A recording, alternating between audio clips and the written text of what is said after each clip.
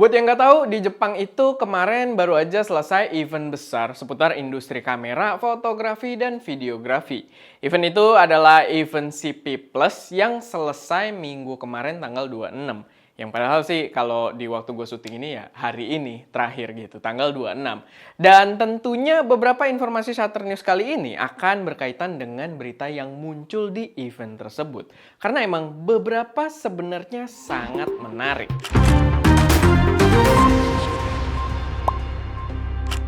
Episode Shutter News kali ini disupport oleh toko kamera Focus Nusantara. Berita pertama belum dari event CP Plus, tapi tanggal 21 Februari kemarin, Sony itu lagi-lagi memperlihatkan betapa validnya website rumor. Karena mereka benar-benar meluncurkan lensa yang udah lama dirumorkan. Nggak terlalu lama sih, tapi ya rumornya cukup tepat. Karena Sony meluncurkan lensa GM50mm f1.4. Peluncuran yang menarik karena belum lama sebelumnya Sigma meluncurkan lensa dengan angka fokal dan bukaan yang sama persis di jajaran art lens-nya atau jajaran flagship-nya juga. Mengingat ini Sony juga di jajaran G-Master gitu, jajaran flagship-nya. Seperti ekspektasi, Sony GM ini pastinya bakal lebih mahal dari Sigma dan seperti ekspektasi juga, kedua lensa ini bakal seru buat diadu. Dan di Peer Review TV itu udah bahas perbandingan kedua lensa tersebut, di mana keduanya membawa kualitas yang bagus.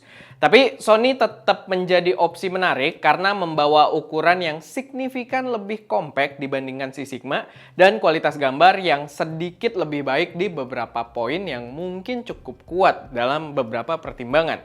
Tapi perbedaan harganya sih cukup lumayan ya. Sigma itu di 849 US dollar dan Sony GM ini di berapa itu? 1299 US dollar. Sorry guys, tapi itu 1299 US dollar. Dan di harga yang lebih tinggi, Sony masih menawarkan beberapa superiority yang membuat lensa ini menurut gue masih punya rentan harga yang cukup fair. Jadi ya perbedaan harganya masih ada alasan tersendiri kenapa kalian bisa ngambil yang Sigma atau kenapa kalian bisa ngambil yang Sony walaupun harganya cukup signifikan lebih mahal. Jadi ya menurut gua harganya masih cukup fair. Jadi balik lagi budget dan referensi usernya aja. By the way, karena rumor ini valid, gua juga mau sambung lagi dengan rumor di Sony Alpha Rumor yang mengatakan bakal ada kamera ZV full frame dari Sony. Yang kemungkinan di informasi tambahannya ini katanya bakal hadir di bulan Maret. Balik lagi, ini masih rumor, silahkan manage ekspektasi kalian, tapi berdasarkan rumor yang tadi kita bahas yang udah jadi kenyataan, ayolah.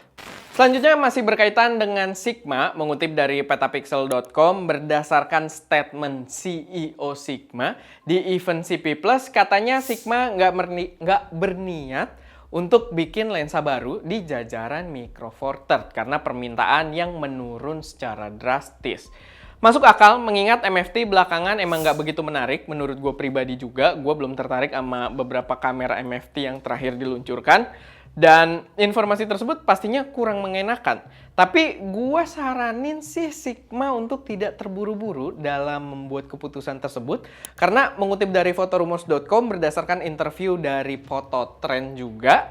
Tapi ini ke direkturnya imaging bisnisnya Panasonic. Dia mengatakan kalau teknologi face detection autofocus bakal hadir juga ke kamera MFT-nya Lumix.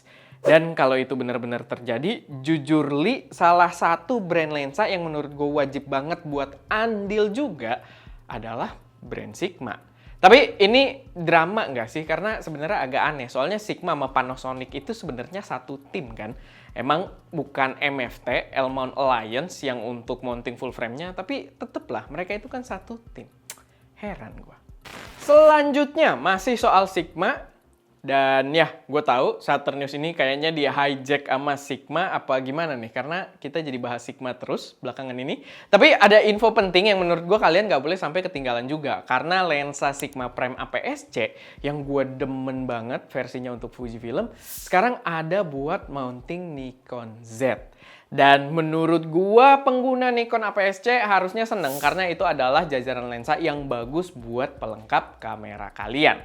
Next, biar nggak Sigma terus, mari kita bahas Samyang. masih lensa third party, tapi ya di brand yang mungkin kastanya masih di bawahnya Sigma. Tapi ya, Samyang dirumorkan bakal meluncurkan lensa 75mm f1.8 yang udah sempet kita bahas juga rumornya, cuman karena sekarang makin deket, makin konkret, itu katanya bakal meluncur di tanggal 28 Februari alias besok. So, mari kita lihat semenarik apa lensanya dan apakah bakal bisa diadu sama Viltrox yang udah cakep banget. Tapi yang lucu sebenarnya di sini karena lensanya itu belum di-announce, tapi displaynya aja udah ada di CP Plus Jepang. Yang membuat gua berpikir dunia perkameraan tuh emang agak kocak kayaknya ya. Emang agak asal-asalan gitu. Sok-sok teknologi tapi kadang... Tapi ya itu, lensanya gue yakin bakal jadi opsi yang cukup menarik juga buat pengguna Fujifilm. Terakhir, mungkin kita tutup dengan informasi peluncuran kamera baru dari Blackmagic Design dengan nama Studio Camera 6K Pro. Kamera bersensor Super 35 dengan konsep yang sangat berbeda dari kamera lain. Dan emang Blackmagic biasanya gitu juga sih. Dia kalau bikin kamera tuh kayak anti mainstream gitu. Kalau lihat dari desainnya aja sih kayaknya kamera ini emang lebih ditujukan untuk penggunaan broadcast atau siaran. Apalagi ada kayak tally light gitu dengan nomor di sisi atas kameranya yang kalau kita di TV mungkin kamera 1, kamera 2, kamera 3, kamera 4, kamera 5 dan sebagainya gitu ya. Jadi kayak buat broadcast banget. Dan emang namanya sendiri adalah Studio Camera 6K Pro. So ya, gue rasa udah lebih sangat jelas kalau dia ditujukan untuk lebih buat penggunaan televisi aja.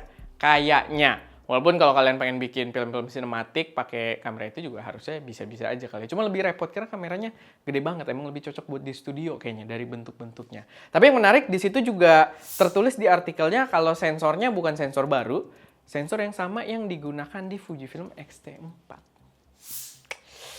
Jadi cukup menarik sebagai pengguna Fuji mendengar hal-hal seperti itu gitu ya. Tapi ya mungkin berguna, mungkin informasi ya sekedar lewat aja gitu. Tapi ya paling itu aja sih sedikit informasi yang bisa gue sampaikan di Shutter News kali ini. Kalau ada koreksi saran atau teman-teman punya informasi tambahan yang mungkin menarik buat teman-teman yang lain, silahkan taruh aja semuanya di kolom komentar.